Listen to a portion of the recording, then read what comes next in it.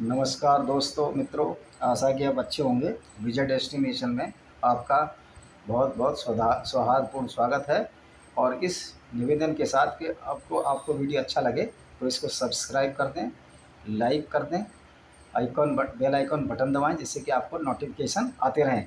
तो आज हम कुरान की एक आयत चैप्टर 64 या अध्याय 64 का अत तगाबान जो मदीना में ये अवतरित हुई थी आयत जिब्राइल के थ्रू मोहम्मद साहब के पास, और उसकी आयत नंबर 2 का हम विश्लेषण करेंगे, एनालिसिस करेंगे। तो इसमें मैं पहले पढ़ के सुना देता हूँ। It is who created you, though one of you as infidel and one of you believer, yet Allah perceive what you do. तो इसमें कहा गया है कि अल्लाह खुद मान रहे हैं, एडमिट कर रहे हैं कि मैंने इन्फिडेल्स को या काफिर को या जो मूर्ति पूजक हैं या पैगान्स हैं उनको भी पैदा किया, और जो मेरे में विश्वास रखते हैं, जो मोमिन हैं, जो कुरान, अल्लाह, रसूल और प्रॉफिट में विश्वास करते हैं, उनको भी मैंने पैदा किया, और मैं सब जानता हूँ कि तुम क्या करते हो। तो इससे क्लियर है कि जो अल्लाह ने काफिर को भी पैदा किया और अल्लाह ने मुसलमान या मोमिन्स को भी पैदा किया जिनको बिलीवर्स कहा जाता है, और मुर्तज, काफिर, एथिस्ट और उन सबको भी पैदा किया, यानी अल्लाह ने सबको बनाया है। तो प्रश्न ये उठता है, जब अल्लाह ने सबको बनाया है, काफिरों को भी बनाया है, मुस्लिमों को भी बनाया है, तो अल्लाह इतनी नफ़रत क्यों करता है, काफिरों से इतनी नफ़रत क्यों करता है? अगर अल्लाह सर्वशक्तिमान थे और सर्वज्ञाता हैं तो उन्होंने काफिरों को बनाया ही क्यों?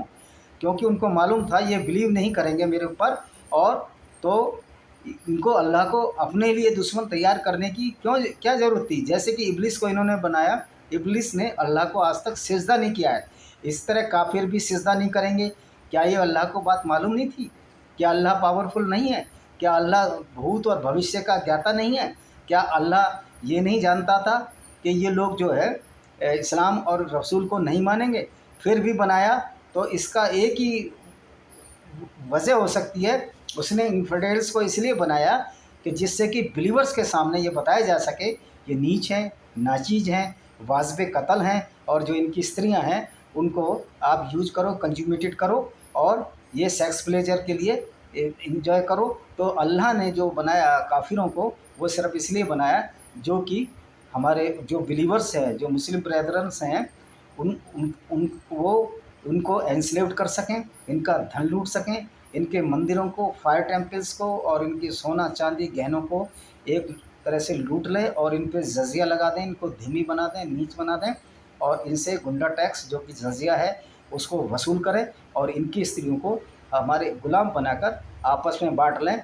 माने कि जितने भी अत्याचार हैं वो अल्लाह ने इसलिए इनको बिलीवर्स को बनाया कि ये अनबिलीवर्स या काफिरों पर कर सकें। ये कितनी ही आश्चर्यजनक बात है कि अल्लाह ने इंसानियत को दो हिस्सों में बांट दिया।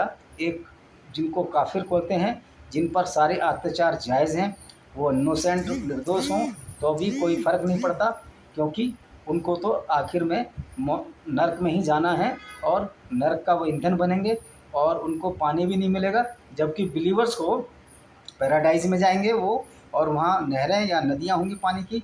तो ऐसा प्रतीत होता है कि चूँकि अरब में कोई नदी नहीं है, तो मोहम्मद साहब ने ये आयत अपने मोमिन भाइयों को ललचाने के लिए जिब्राइल के थ्रू उतार दी कि आपको अगर आप जब बिलीवर रसूल में और मेरे में और अल्लाह में बिलीव करोगे तो आपको नदियाँ, नहरें, पानी और दूध सब मिलेगा, क्योंकि अरब में इसकी उस समय बहुत ही कमी थी, और अरब में तो शायद अभी भी कोई नदी नहीं है, अरब एक रेगिस्तान था। तो ये लालच दिया अल्लाह के थ्रू। तो हमको ये बात नहीं समझ में आती कि अल्लाह बिलीवर्स को लालच क्यों देता है कि आपको ये मिलेगा, आपको वो मिलेगा। तो क्योंकि लालच देने की कोई ज़रूरत नहीं है, बल्कि ये कहना चाहिए आप जो इंसानियत से कार्य करो, आपको सब कुछ ठीक रहेगा, इस पृथ्वी पर भी ठीक रहेगा। तो इस दुनिया में जो अब ये जन्म चल रहा है, तो इसमें तो ये कुछ नहीं बताते हैं कि हम क्या देंगे। और मज़े की बात है कि जब ये क़यामत के बाद जब गैदरिंग होगी जिसमें काफिर और ये मोमिन सब होंगे, तो मोमिन्स को वाइन पीने की इजाज़त भी दी जाएगी। तो ये एक बात बताइए, अगर यहाँ वाइन इनके लिए हराम है तो वहाँ इजाज़त कैसे दी जाएगी? तो ये एक तरह का लालच नहीं हुआ? और क्या गारंटी है कि ये हेवन या जन्नत में जाके वाइन ही पिएंगे? तो इस तरह की बातें हैं कुरान में, एक को पकड़ो तो दूसरी छोड़नी पड़ेगी। कंट्रोवर्शियल बात है।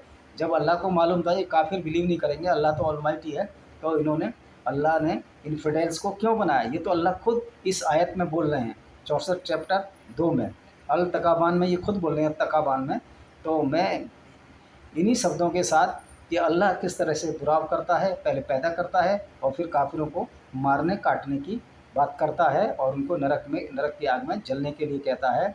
आशा है कि आप इन सब आयतों को ध्यान से सुने और कुरान पढ़ें, तो उसमें ये पता लग जाएगा कि किस तरह की बातें जो है कुरान में भरी हुई हैं, जो कि मानवता के खिलाफ हैं।